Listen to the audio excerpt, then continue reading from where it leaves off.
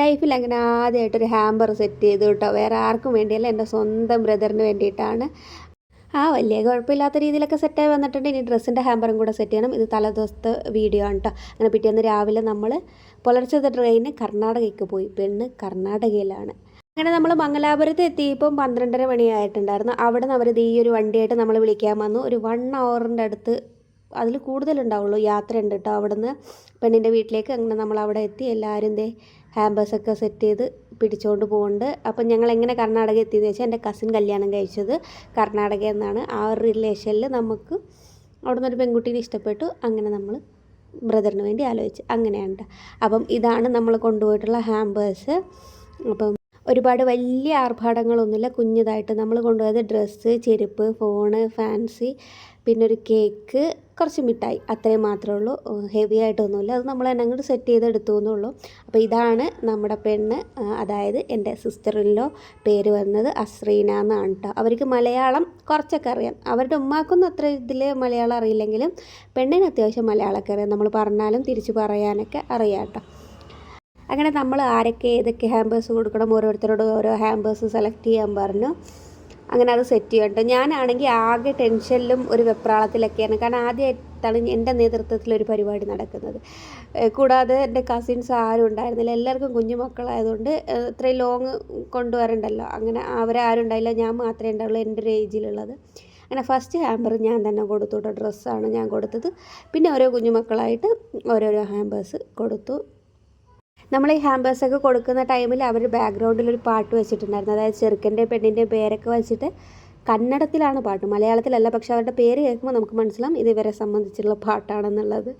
അങ്ങനെ അവർക്ക് എന്ന് പറയുന്നത് ഓരോ ഫങ്ഷൻസും ഭയങ്കരമായിട്ട് സെലിബ്രേറ്റ് ചെയ്യുന്ന ആൾക്കാരാണ്. ഒരു ബർത്ത്ഡേ ആണെങ്കിൽ പോലും അവർ വലിയ രീതിക്ക് സെലിബ്രേറ്റ് ചെയ്യും. ഭയങ്കര ആഘോഷങ്ങളാണ് അവരുടെ ഓരോ ഫങ്ഷൻസും.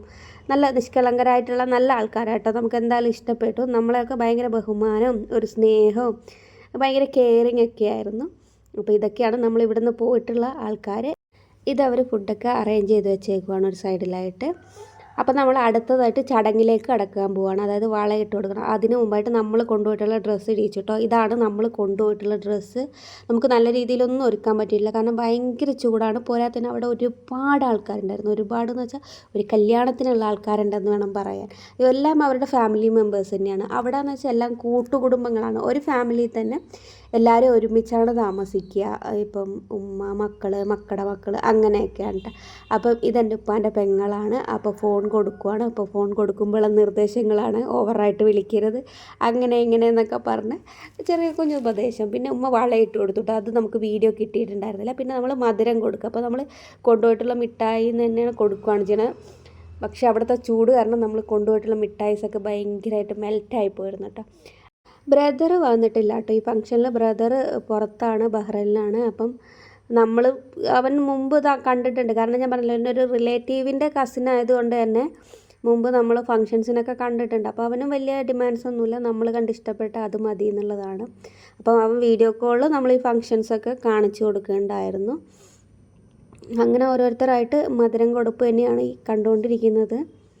അപ്പോൾ മോൾ വീഡിയോ കോളിൽ മാമന് ഓരോ സംഭവങ്ങളും ഇങ്ങനെ എടുത്തെടുത്ത് കാണിച്ചു കൊടുക്കുകയാണ്. അതിനിടയ്ക്ക് തമാശകൾ പറയുന്നുണ്ട്, കാര്യങ്ങൾ പറയുന്നുണ്ട്.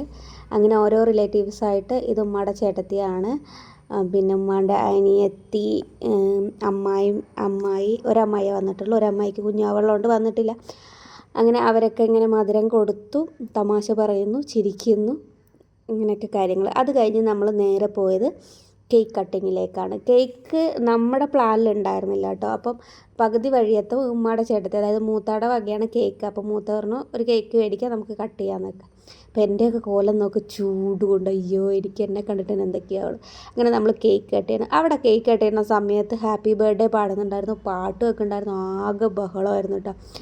അങ്ങനെ നമ്മൾ കേക്ക് കട്ട് ചെയ്ത് ഞങ്ങൾ അങ്ങോട്ടും ഇങ്ങോട്ടും കേക്കൊക്കെ കൊടുത്ത് സ്നേഹം പങ്കിട്ട്. ഇതൊക്കെ അവരുടെ റിലേറ്റീവ്സാണ്. ഇത് ഉപ്പാടെ പെങ്ങളുടെ ഹസ്ബൻഡാണ്.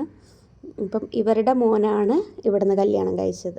അപ്പോൾ ആ ഒരു റിലേഷനിലാണ് നമ്മളിവിടെ എത്തിയത്. ഇടയ്ക്ക് കുഞ്ഞു മക്കളൊക്കെ ഉണ്ടായിരുന്നു, അവർക്കൊക്കെ കൊടുത്തുട്ടോ. ഇതാണ് കേട്ടോ എൻ്റെ ഉമ്മ. അങ്ങനെ ഉമ്മ മോക്കും മോളും ഉമ്മാക്കും കേക്കൊക്കെ കൊടുത്തു. ആ ഒരു സമയമാകുമ്പോഴത്തേക്ക് അവിടെ ഒരുപാട് ആൾക്കാർ വന്നിട്ടോ. ശരിക്കും ഒരു കല്യാണം പോലെ തന്നെയാണ് അവിടെ ഈ ഒരു ഫംഗ്ഷൻ നടന്നത്. ഞാൻ വിചാരിച്ചു ചെറുക്കനും കൂടെ ഉണ്ടായിരുന്നെങ്കിൽ കല്യാണം തന്നെ അങ്ങ് നടത്തായിരുന്നു, കാരണം അത്രയ്ക്ക് ആൾക്കാരുണ്ടായിരുന്നു. അപ്പം ഞാൻ ഈ ഇവിടെ കാണുന്ന ആൾക്കാരല്ലാണ്ട് വീടിനകത്തും നിറയെ ആൾക്കാരാണ്, വീടിൻ്റെ സൈഡിലും ആൾക്കാരുണ്ട്, വീടിൻ്റെ പിറകിൽ വേറൊരു വീടുണ്ട്, അവിടെയൊക്കെ ആൾക്കാരുണ്ട് കേട്ടോ. അപ്പോൾ ഈ കാണുന്നത് മാത്രമല്ല ആൾക്കാർ. അപ്പോൾ ഈ വരുന്നതാണ് എൻ്റെ ഉപ്പ. അപ്പോൾ ഉപ്പ കേക്ക് കൊടുക്കുകയാണ്. അപ്പോൾ ഉപ്പ തിരിച്ച് കേക്കൊന്നും മേടിക്കാതില്ല, പെട്ടെന്ന് പോയി, കാരണം ഉപ്പ ഭയങ്കര നാണമായിരുന്നു. അത് നമ്മൾ ഇത്രയും ആൾക്കാരെ പ്രതീക്ഷിച്ചിട്ടുണ്ടായിരുന്നില്ല. നമ്മൾ ചെറുക്കനില്ലല്ലോ, അപ്പോൾ ചെറിയ രീതിയിൽ നമ്മളൊന്ന് വരുന്ന ഇത് സാധനങ്ങൾ തന്നിട്ട് ഉറപ്പിച്ചിട്ട് പോകണു, അത്രയേ ഉണ്ടായിരുന്നുള്ളൂ. പക്ഷേ അവിടെ എത്തിയപ്പോഴാണ് ഇത്രയും ആൾക്കാരുണ്ടായിരുന്നു. നമ്മൾ കൊണ്ടുപോയത് കുഞ്ഞ് കേക്കായിപ്പോയി, കുറച്ച് വലിയ കേക്കൊക്കെ മേടിക്കായിരുന്നു എന്നൊക്കെ തോന്നി. ഇനിയിപ്പോൾ പറഞ്ഞിട്ട് കാര്യമില്ലല്ലോ, ഒരു സന്തോഷം, ഒരു കേക്ക് കട്ടിങ്, അത്രയേ ഉള്ളൂ. അപ്പോൾ ഇതാണ് കേട്ടോ ഉമ്മയുടെ ചേട്ടത്തി, അതായത് കേക്ക് സ്പോൺസർ ചെയ്ത മൂത്തുമ്മ. അങ്ങനെ പിന്നെ അവർ അവരുടെ ഫാമിലീസിനൊക്കെ കൊടുത്തു. ഇതാണ് പെണ്ണിൻ്റെ വാപ്പ.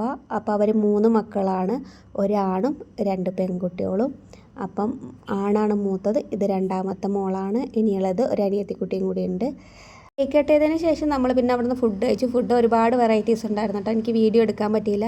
ബിരിയാണി, ഫ്രൈഡ് റൈസ്, പുലാവ്, പൊറോട്ട, പിന്നെ ചിക്കൻ്റെ ഐറ്റംസ്, ഫിഷ് ഐറ്റംസ്, അങ്ങനെയൊക്കെ ഉണ്ടായിരുന്നു. പക്ഷേ ടേസ്റ്റ് നമ്മുടെയിലും ഡിഫറെൻ്റ് ആണ്, അതുകൊണ്ട് നമുക്ക് ഒരുപാട് അങ്ങനെ കഴിക്കാൻ പറ്റിയിട്ടില്ല. പക്ഷേ അവർ നല്ല രീതിയിൽ നമുക്ക് വേണ്ടി ഫുഡൊക്കെ അറേഞ്ച് ചെയ്തിട്ടുണ്ടായിരുന്നു. അങ്ങനെ ഫുഡൊക്കെ കഴിഞ്ഞ് നമ്മൾ കുറച്ച് ഫോട്ടോസും എടുത്ത് പിന്നെ അവിടെ നിന്ന് നേരത്തെ തന്നെ ഇറങ്ങി കേട്ടോ, കാരണം 1 hour അവിടെ നിന്ന് യാത്രയുണ്ട് നമുക്ക് റെയിൽവേ സ്റ്റേഷനിലേക്ക്. അപ്പോൾ അവർ തന്നെ നമ്മളെ റെയിൽവേ സ്റ്റേഷനിൽ കൊണ്ടുപോയിട്ടു. അപ്പോൾ അത്രയേ ഉള്ളൂ. അടുത്ത വീഡിയോ ആയിട്ട് കാണാം കേട്ടോ.